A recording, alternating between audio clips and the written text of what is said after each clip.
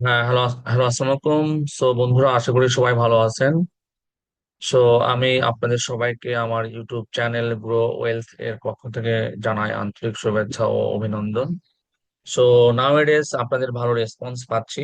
আমার কিছু ভিডিও, যেমন হিরো ভাইকে নিয়ে যে ভিডিও গুলো, এগুলো ভালো রেসপন্স পেয়েছে। সো তার জন্য ধন্যবাদ। আর আজকের যে বিষয়টা নিয়ে আমি কথা বলবো সেটা হচ্ছে যে life insurance sector. Recently life insurance sector, like life insurance সেক্টরের ইন্ডেক্স খুবই হ্যাভিলি মুভ করেছে, এবং আশা করতেছি আগামী 2-3 সপ্তাহ এই সেক্টরটাতে ভালো মোমেন্টাম থাকবে। সো কোন কোন স্টক গুলো এই সেক্টর থেকে চুজ করা যেতে পারে এবং মোমেন্টামে আসতে আসতে সেগুলো নিয়ে ডিটেল কথা বলবো। সো আশা করি এই ভিডিওটা যারা মনোযোগ দিয়ে দেখবেন, এবং যারা এই ভিডিওটা দেখে লাইক মার্কেটে পার্টিসিপেট করবেন, তো আশা করি আগামী 2 মাস তাদের পোর্টফোলিও খুব ভালো গ্রোথ হবে। এটা আমি আশা করতেছি, এবং আমি নিজেও এই সেক্টরে আছি। So let's start the discussion, এবং আশা করি খুবই গুরুত্বপূর্ণ ডিসকাশন হবে ইনশাল্লাহ। তো ডিসকাশন শুরুর আগে আমি একটু ডিসক্লেমার দিয়ে নেই।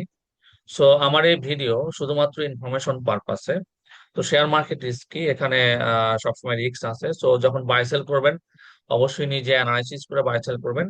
আমার এই ভিডিও কোনো বাই সেল ইন্ডিকেট করে না, বাট অবশ্যই ইনফরমেশন যদি আপনারা কাজে লাগাতে পারেন, আমার এই ইনফরমেশন আপনাদের নিজের অ্যানালাইসিসে কাজে লাগাতে পারেন, সেটা আপনাদের জন্য হেল্পফুল হবে। ওকে। সো আজকে আমার ডিসকাশনের প্রথম স্টকটা পপুলার লাইফ ইন্স্যুরেন্স। এই স্টকটা নিয়ে আমি গত 2 মাস 3 মাস কথা বলতেছি। আমি অনেক ভিডিওতে স্টকটার অ্যানালাইসিস দিয়েছি। আমি নিজেও এই স্টকটাতে হিউজ পরিমাণে ইনভেস্ট করেছি। আমি এই জায়গা থেকে 46 টাকা থেকে ইনভেস্ট, মানে ফেব্রুয়ারি 10 তারিখ থেকে আমি এই স্টকটা কেনা শুরু করেছি। এক্স্যাক্টলি এই জায়গায় আমি এখানে এই যে এই ভলিউমটা পাওয়ার পরে আমি ডিসাইড করছি এই স্টক আমি ইনভেস্ট করব। আচ্ছা, এই স্টকে আমি এখান থেকে কেনা শুরু করেছি, এবং কেনার পরে প্রফিটও পড়েছি, তারপর আবার লসেও গিয়েছে, আমি তারপরেও কিনেছি। এবং আমি গত লাস্টের দিন পর্যন্ত এই স্টকটা আমি 61 টাকা 70 পয়সা করে এই স্টকটা আরো কিছু আমার পোর্টফোলিওতে অ্যাড করেছি আর কি। আহ অনেকেই ইনভেস্টমেন্ট স্টক খোঁজে, যে আমরা কোন স্টক ইনভেস্ট করবো, কোন স্টকের প্রাইস ডাবল হতে পারে, ট্রিপল হতে পারে। তো এইটা হচ্ছে আমার সেরকম একটা বেট, যে আমি এই স্টকটাতে বেট নিয়েছি যে এই স্টকটা থেকে আমি অ্যাটলিস্ট ডাবল টাকা প্রফিট করে বের হবো। তো আমি এইখান থেকে কেনা 46 থেকে কেনা শুরু করেছি। হ্যাঁ, 46 থেকে কেনা শুরু করেছি, এবং আমি স্টিল স্টকটা হোল্ড করতেছি, এবং আমি আস্তে আস্তে আমার হোল্ডিং ইনক্রিজ করতেছি। হয়তো আমি আর কিনবো না, মানে আমার যা কেনার দরকার ছিল আমি সেটা কিনে ফেলেছি, গতদিনেও আমি এই স্টকটাতে ইনভেস্ট করে ফেলেছি। সেলস টার্গেট, এটা ডিপেন্ড করে মার্কেট কোন দিকে মুভ করে।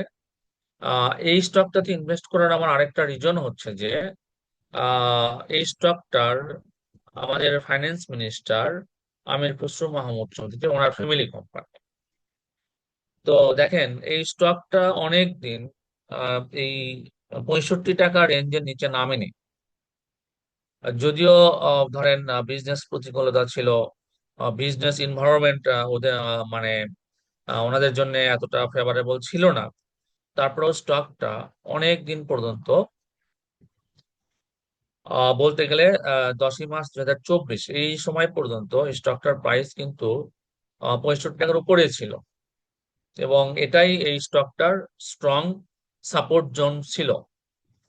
কিন্তু পরবর্তীতে কোনো কারণে স্টকটা আরেকটু কারেকশনে চলে আসে, এবং পরবর্তী সাপোর্ট জোন ক্রিয়েট করে 41 টাকা, যেটা 2010-এরও 2009-এও যেটার একটা সাপোর্ট জোন ছিল আর কি। তো 2009-এর প্রাইসে চলে এসেছিল।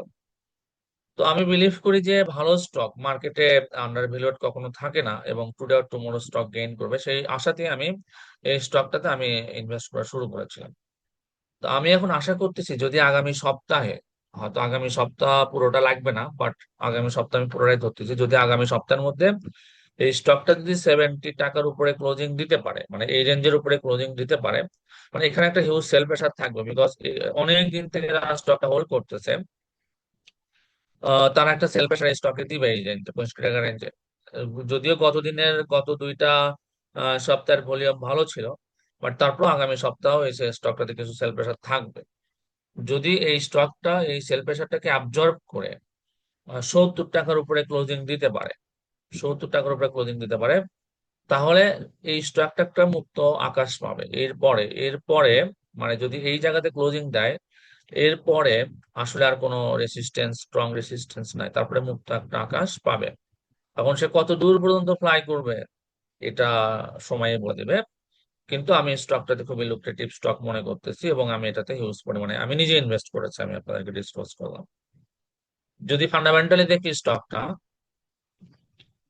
ফান্ডামেন্টালি স্টকটা দেখেন, ইনকাম যেটা, প্রফিট অ্যান্ড লস যেটা, প্রতি বছর গ্রো করছে 227, 229, 223, ভালো ছিল আর কি, ভালো ছিল। এবং ডিভিডেন্ড যদি বলেন, 40%, 40%, 38%, 37%, গত বছর একটু ডিভিডেন্ড কম দিয়েছে, বাট অন্যান্য বছর একটা হ্যান্ডসাম ডিভিডেন্ড দিয়েছে, এবং যেটা ডিভিডেন্ড ইল্ড যেটা 5.5%-এর উপরে, 5.5 বা 5%-এর উপরে, যেটা এই ঢাকা স্টক এক্সচেঞ্জের খুঁজে খুঁজে আপনি 30টা স্টক বের করতে পারবেন না যাদের ডিভিডেন্ড ইল 5%-এর উপরে। এই স্টকটা ডিভিডেন্ড ইল 5%-এর উপরে। ফান্ডামেন্টাল কনসিডার করলেও মানে ডিভিডেন্ড, আমরা যদি ডিভিডেন্ড স্টকও হিসাব করি, ডিভিডেন্ড স্টক হিসাব করলেও এই স্টকটার ডিভিডেন্ড ইল 5%-এর উপরে, যেটা হুইচ ইজ ভেরি লুক্রেটিভ। আর এখানে ডিরেক্টর পোর্শন হোল্ড করতেছে, ইনস্টিটিউশন পোর্শন আস্তে আস্তে বাড়তেছে, public portion 51%, which is good, not bad. আর যদি শেয়ারটার আহ, মানে ডিভিডেন্ড হিস্টোরি কনসিডার করি, 2015 থেকে এখানে দেওয়া আছে, তার আগেও ডিভিডেন্ড ছিল, আরো ভালো ডিভিডেন্ড দিয়েছে, বাট 2015 থেকে এখানে যেহেতু দেওয়া আছে, প্রতি বছর 40%-এর মতো কিন্তু ডিভিডেন্ড দেওয়ার ট্রাই করেছে। 2014-তে 40% বোনাসও দিয়েছে। আচ্ছা, আর এবার বছরের জন্য একটা জিনিস আমি স্পেকুলেট করতেছি যে অন্যান্য বছরের এই স্টকটার মানে সেলস ইনভেস্টমেন্ট, মানে এই স্টকটা এবার সম্ভবত মানে এই কোম্পানিটা সম্ভবত এবার কিছু তার স্টক অথবা কোনো ল্যান্ড সেল করেছে, সেলস অফ ইনভেস্টমেন্ট করে একটা হিউজ পরিমাণে 905 মিলিয়ন, মানে 90 কোটি টাকা ইনকাম করেছে, যেটা অন্যান্য বছরে 1 কোটি টাকা বা এই যে বছরে 2 কোটি টাকা ছিল আর কি। সো 29 কোটি টাকা ছিল, এই বছরে 3 কোটি টাকা ছিল। এই বছরে স্টকটা প্রায় 90 কোটি টাকা তার সেলস ইনভেস্টমেন্ট প্রফিট করেছে। সো অবশ্যই এখান থেকে তার শেয়ার হোল্ডারদেরকে কোম্পানি কিছু দেওয়ার চেষ্টা করবে, এটা আমার জাস্ট পার্সোনাল স্পেকুলেশন। আর যদি আমরা ইনকাম গ্রোথ দেখি, স্টকটা কিন্তু ভালো রেভিনিউ গ্রোথেই ছিল, গত বছর একটু খারাপ করেছে, বাট বিকজ এনভায়রনমেন্ট ফেভারেবল ছিল না, এখন এনভায়রনমেন্ট ফেভারেবল হচ্ছে। So অবশ্যই আগের থেকে ভালো করবে। অপারেটিং ইনকাম, হ্যাঁ, এটা এটা কিন্তু পজিটিভ। দেখেন আগে 841 ছিল, 600 ছিল, 100 ছিল, এবার কিন্তু 1200, which is very attractive to me. এবং ইপিএস গ্রোথ কোম্পানিটার ভালো। কোম্পানিটা যেটা ইপিএস শো করতেছে 14 টাকা, গত 3 বছর নেগেটিভ ছিল, সেটা আবার পজিটিভ শো করতেছে, সেটাও কোম্পানিটার জন্য একটা পজিটিভ। তো এটাই আমার পপুলার লাইফ নিয়ে কথা, আর কিছু বেশি কিছু বলার নেই। যারা ইন্টেলিজেন্ট পিপল, বুদ্ধিমান, মার্কেট বোঝে, তারা অবশ্যই বুঝে ফেলেছেন। আর লাইফ ইন্স্যুরেন্স সেক্টর থেকে আমার আজকে দ্বিতীয় সিলেকশন হচ্ছে ন্যাশনাল লাইফ ইন্স্যুরেন্স।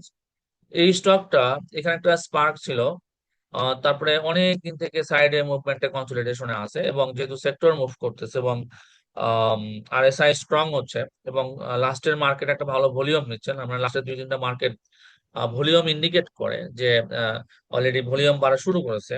সো হয়তো একটা মুভ আসতে পারে। এটাও ফান্ডামেন্টালি গুড স্টক। এটার যদি আমরা মানে রেঞ্জ দেখি,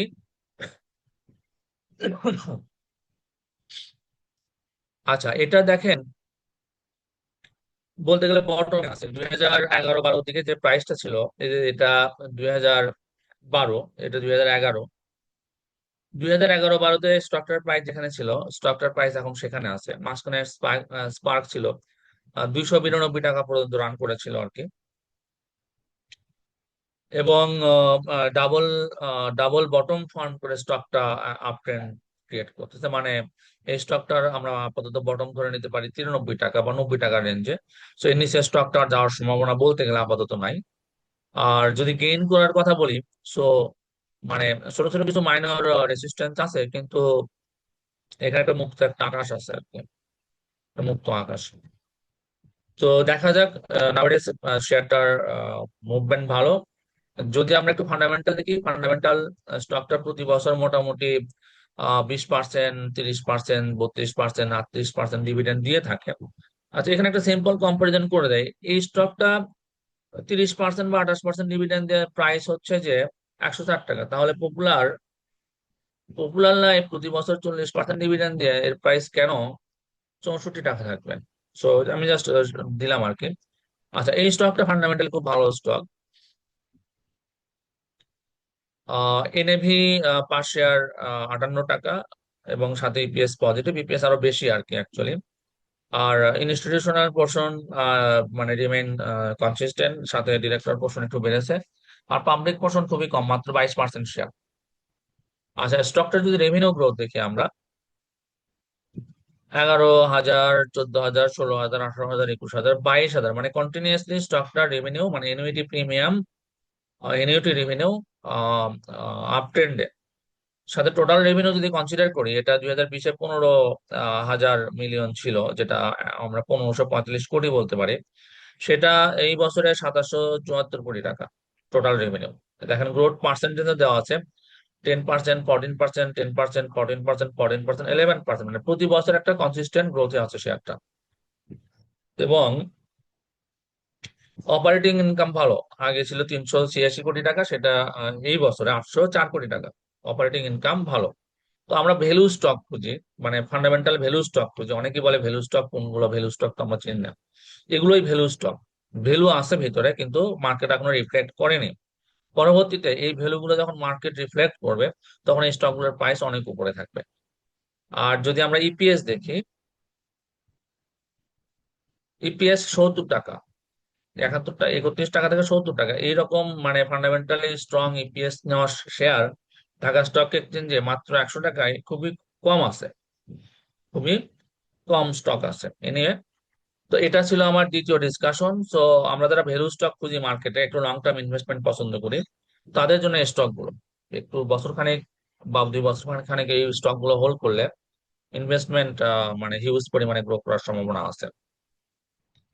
তো আজকের আমার তৃতীয় সিলেকশন টিলিল। যদিও এই স্টকটা ফান্ডামেন্টালি ন্যাশনাল অথবা পপুলারের মতো এতটা স্ট্রং না, কিন্তু এই স্টকটা মাঝে মাঝে খুব স্ট্রং হাতে হ্যান্ডেল হয়। এই যে দেখো, দেখেন এখানে একটা মডেল শো করতেছে, যেটাকে আমরা বুর্জ খলিফা মডেল বলি। পুরো বুর্জ খলিফা এখানে প্লেস করে ফেলেছে আর কি, এই এই প্লেয়ারটা, মানে স্টকের যে হ্যান্ডেল করে। রিসেন্টলি ভালো ভলিউম পাচ্ছে, কিন্তু এইখান থেকে সামান্য একটা পুল ব্যাক হওয়ার সম্ভাবনা আছে, সামান্য একটা পুল ব্যাক হওয়ার সম্ভাবনা আছে। কিন্তু সেক্টর যেহেতু মুভ করতেছে এবং এটা গত মার্কেটের সেক্টরকে লিড করেছে, সো আমরা ভালো কিছু আশা করতে পারি এই টিলিল থেকে। আর যদি আমরা টিলিলের ফান্ডামেন্টালটা দেখি, ফান্ডামেন্টালি একটু 5% করে ডিভিডেন্ড দিয়েছে, মানে যেহেতু নতুন লিস্টেড স্টক, এবং এখনো সার্টেনলি মানে ফিক্স হয়নি, trying to be fix in the market. আর হচ্ছে যে ইনস্টিটিউশনাল পোর্শন একটু কমেছে, পাবলিক পোর্শন একটু বেড়েছে, কিন্তু নট এ সিগনিফিকেন্ট থিং। কিন্তু এই স্টকটা মার্কেটে মুভ করে, মার্কেটে মাঝে মাঝে, যেটা দেখালাম চার্টে, যে এখানে একটা হিউজ মুভ একটা ছিল, এবং তার আগে একটা হিউজ মানে এখান থেকে শুরু করে 11 টাকা থেকে শুরু করে পরপর মানে মোর দেন 2 মান্থ সম্ভবত, মানে হল্টের থেকে শেয়ারটার প্রাইস 86 টাকা পর্যন্ত টাচ করেছিল। তারপরে কারেকশন হয়ে আবার 86 কে ব্রেকআউট করে 96 পর্যন্ত উঠেছিল, আবার এটা মুভ শুরু করেছে। কতটুকু যাবে এটার সামনে আসলে বলতে গেলে, যেখানে একটা যদিও বা রেসিস্ট্যান্স আছে, কিন্তু দা ওয়ে অফ মুভিং আসলে হয়তো কোনো রেসিস্টেন্সই মানবে না। সামনে একটা মুক্ত আকাশ আছে আর কি। সো আকাশে কতটুকু পর্যন্ত ওরা যায়, এটা সময় বলে দিবে। আর ওটা যদি আমরা রেভিনিউ গ্রোথটা দেখি, রেভিনিউ গ্রোথ 21-এ 29 কোটি টাকা ছিল, এবং 25-এ এসে 51 কোটি টাকা, তার মানে রেভিনিউ ডাবল হয়েছে, গ্রো করতেছে। আর অপারেটিং ইনকাম গ্রো করতেছে, পজিটিভ, অপারেটিং ইনকামও positive. So fundamental indicator positive, কিন্তু যদিও এখনো ফান্ডামেন্টাল বেসটা গ্রো স্ট্রংলি তৈরি হয়নি, কিন্তু স্টিল ফান্ডামেন্টাল বেসটা পজিটিভ। সো এটাই আমার ডিসকাশন ছিল আজকে আমার চ্যানেল গ্রো ওয়েলথ। তো এখানে কিছু ভালো ভালো ভিডিও দেওয়া আছে, এবং এই যে হিরো ভাইয়ের কিছু স্টক নিয়ে কথা বলা আছে, জেনারেল ইন্স্যুরেন্স সেক্টর কথা বলা আছে, ব্যাট পিসি নিয়ে কথা বলা আছে, লাইফ ইন্স্যুরেন্স সেক্টরের আগেও কথা বলেছি, স্কোয়ার নিয়ে কথা বলা আছে। সো ফাইন্যান্সিয়াল ফ্রিডম কিভাবে অ্যাচিভ করতে পারেন সেটা নিয়ে কথা বলা আছে, আপনারা দেখতে পারেন।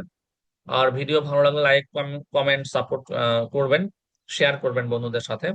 আর আমার মনে হয় আজকের ভিডিও থেকে যদি কেউ ভালোভাবে পিক করতে পারেন এবং বুঝে শুনে এখান থেকে কিছু ইনভেস্ট করতে পারেন, আশা করি অবশ্যই পজিটিভ একটা রেজাল্ট পাবেন। তো ধন্যবাদ সবাইকে, ভালো থাকবেন। অন্য কোনো ভিডিওতে আবারও কথা হবে ইনশাল্লাহ। সবাইকে ধন্যবাদ।